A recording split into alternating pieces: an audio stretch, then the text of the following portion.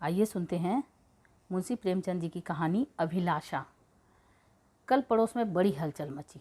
एक पान वाला अपनी स्त्री को मार रहा था। वह बेचारी बैठी रो रही थी, पर उस निर्दयी को उस पर लेश मात्र भी दया न आती थी। आखिर स्त्री को भी क्रोध आ गया। उसने खड़े होकर कहा, बस अब मारोगे तो ठीक ना होगा। आज से मेरा तुझसे कोई संबंध नहीं। मैं भीख मांगूंगी पर तेरे घर ना आऊँगी। यह कहकर उसने अपनी एक पुरानी साड़ी उठाई और घर से निकल पड़ी।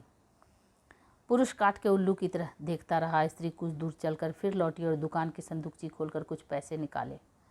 शायद अभी तक उसे ममता थी, पर उस निर्दय ने तुरंत उसका हाथ पकड़कर पैसे छीन लिए। हाय रे हृदयहीनता! अबला स्त्री के प्रति पुरुष का यह अत्याचार। एक दिन इसी स्त्री पर उसने प्राण दिए होंगे, उसका मुंह जोहता रहा होगा, पर आज इतना निष्ठुर हो गया है मानो कभी की जान पहचान ही नहीं। स्त्री ने पैसे रख दिए और बिना कहे सुने चली गई। कौन जाने कहाँ। मैं अपने कमरे की खिड़की से घंटों देखती रही कि शायद वह फिर लौटे या शायद पान वाला ही उसे मनाने जाए, पर दो में से एक बात भी न हुई। आज मुझे स्त्री की सच्ची दशा का पहली बार ज्ञान हुआ। यह दुकान दोनों की थी। पुरुष तो मटर गश्ती किया करता था, स्त्री रात दिन बैठी सती होती थी। 10-11 बजे रात तक मैं उसे दुकान पर बैठी देखती थी।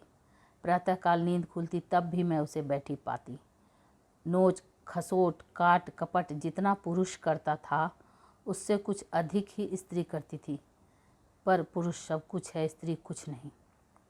पुरुष जब चाहे उसे निकाल बाहर कर सकता है। इस समस्या पर मेरा चित्त इतना अशांत हो गया कि नींद आंखों से भाग गई। 12 बज गए और मैं बैठी रही। आकाश पर निर्मल चांदनी छिटकी हुई थी। निशानाथ अपने रत्न जटित सिंहासन पर गर्व से फूले बैठे थे।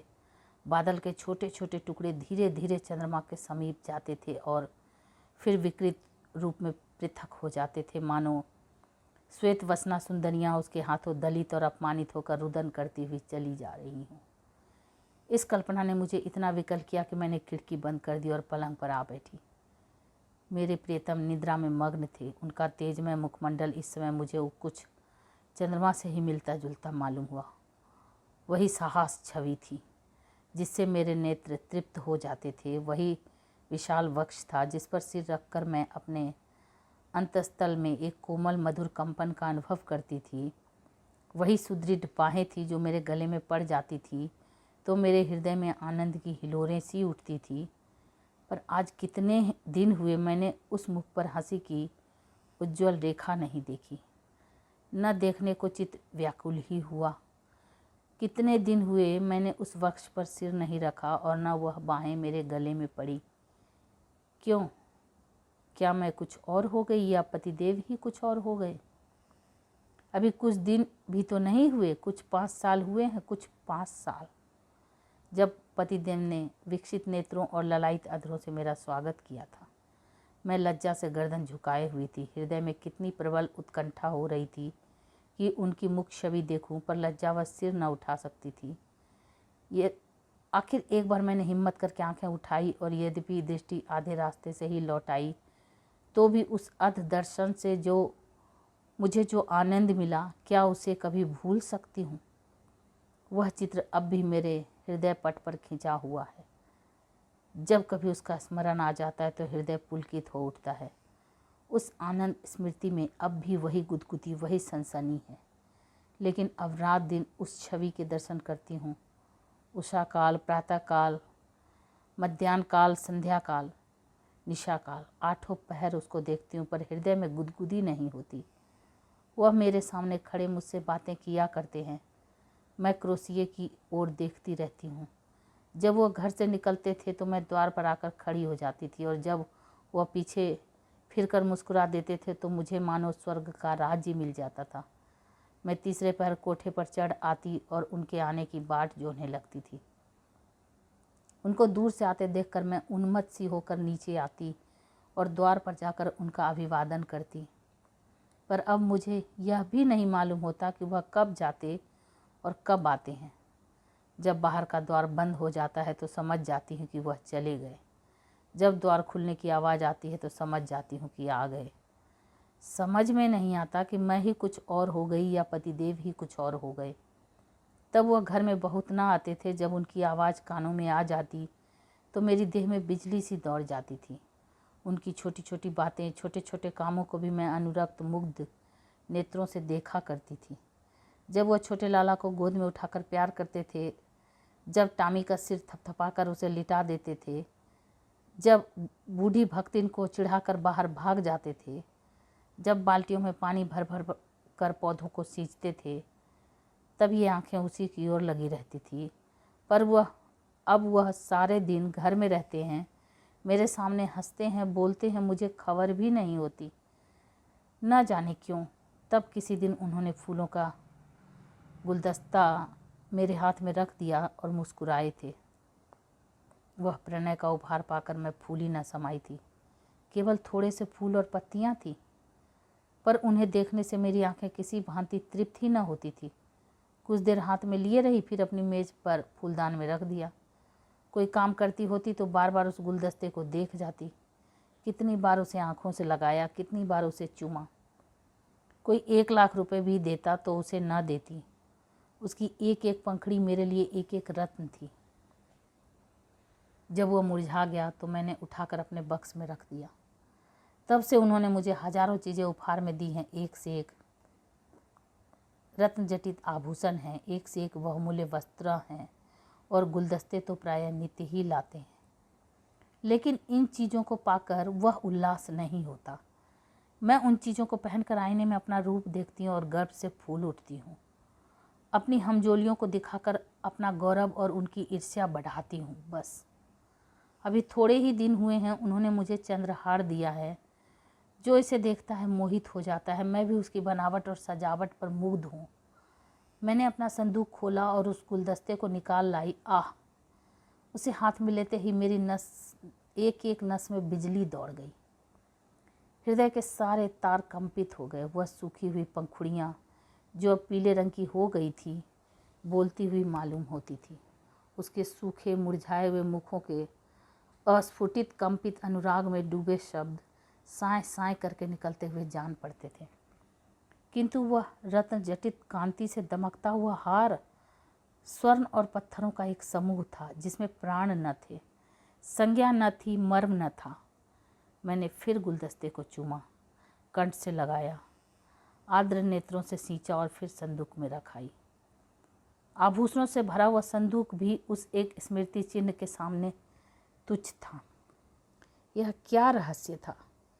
फिर मुझे उनके एक पुराने पत्र की याद आ गई। उसे उन्होंने कॉलेज से मेरे पास भेजा था। उसे पढ़कर मेरे हृदय में जो आनंद हुआ, जो तूफान उठा था, आंखों से जो नदी बही थी, क्या उसे कभी भूल सकती हूँ? उस पत्र को मैंने अपनी सुहाग की पिटारी में रख दिया था। इस समय उस पत्र को पढ़ने की प्रबल इच्छा हुई। मैंने पिटारी से वह पत्र निकाला। उसे स्पर्श करते ही मेरे हाथ कांपने लगे, हृदय में धड़कन होने लगी। मैंने कितनी देर उसे हाथों में लिए खड़ी रही, कह नहीं सकती। मुझे ऐसा मालूम हुआ कि मैं फिर वही हो गई हूँ जो पत्र पाते समय थी।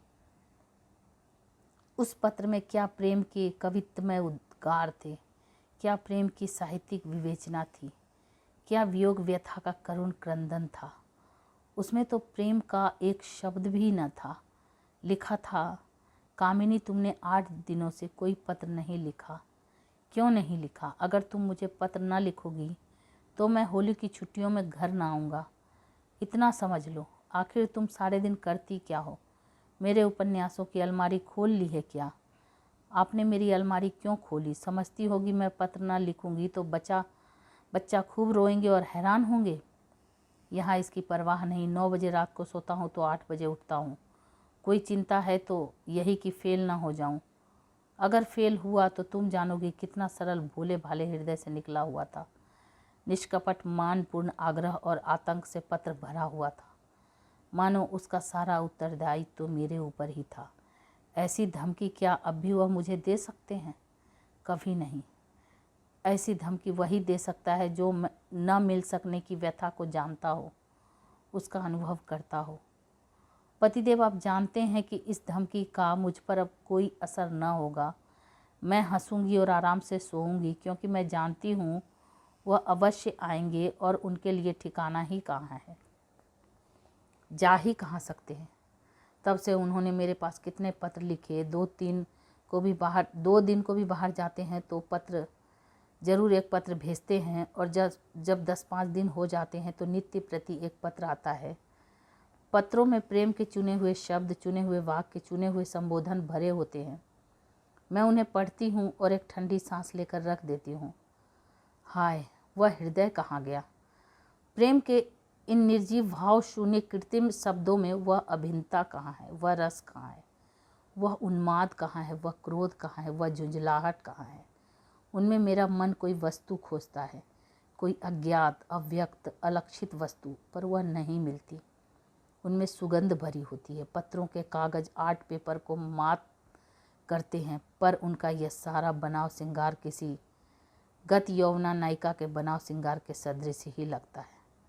कभी कभी तो मैं पत्रों को खोलती भी नहीं।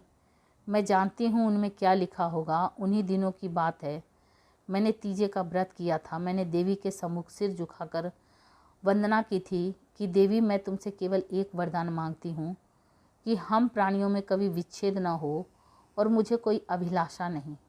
मैं संसार की और कोई वस्तु नहीं चाहती। तब से 4 साल हो गए और हम में एक दिन के लिए भी विच्छेद नहीं हुआ है। मैंने तो केवल एक वरदान मांगा था। देवी ने वरदानों का भंडार ही मुझे सौंप दिया। पर आज मुझे देवी के दर्शन हो तो मैं उनसे कहूँ, तुम अपने सारे वरदान ले लो, मैं इनसे एक भी नहीं चाहती। मैं फिर वही दिन देखना चाहती हूँ जब हृदय में प्रेम की अभिलाषा थी। तुमने सब कुछ देकर मुझे उस अतुल सुख से वंचित कर दिया है जो अभिलाषा में था। मैं अब की देवी से वह दिन दिखाने की प्रार्थना करूं जब मैं किसी निर्जन जलघट और सघन वन में अपने प्रीतम को ढूंढती फिरूं।